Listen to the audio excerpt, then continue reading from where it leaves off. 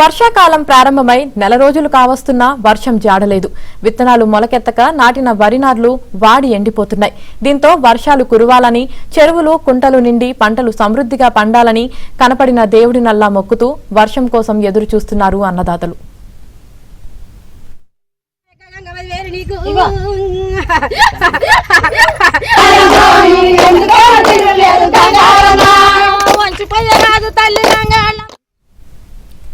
సూర్యాపేట నియోజకవర్గం ఆత్మకూరు మండలంలో విత్తిన గింజలు ఎండిపోతున్నాయి. వరి నార్లు సైతం ఎండిపోతుండటంతో బిందెలతో నీళ్లు పోసి కాపాడుకునే ప్రయత్నం చేస్తున్నారు రైతన్నలు. అదును దాటిపోతుండటంతో పంటలు దక్కాలంటే వర్షాలు కురవక తప్పని పరిస్థితి.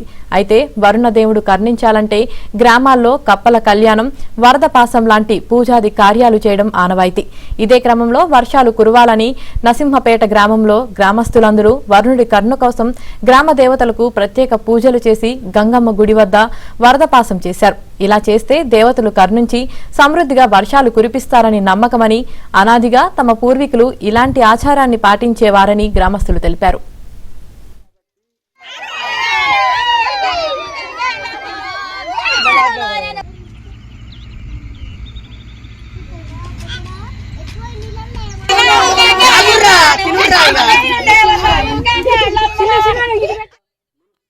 వర్షాలు లేక అఘోరాలు అవుతున్నాయి. మాకు పిల్ల మేక తల్లి ముఖం పిల్ల చూడకుండా, పిల్ల ముఖం తల్లి చూడకుండా, గొర్రెలు వర్షాలు లేక అలిచారుతున్నాం మేము.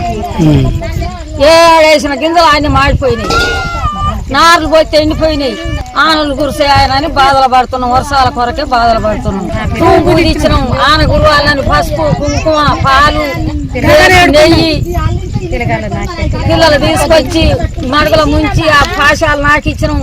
వంగబెట్టి ఒక్క పొద్దు నుంచి పొద్దున్నాక వర్షాలు గురవాలని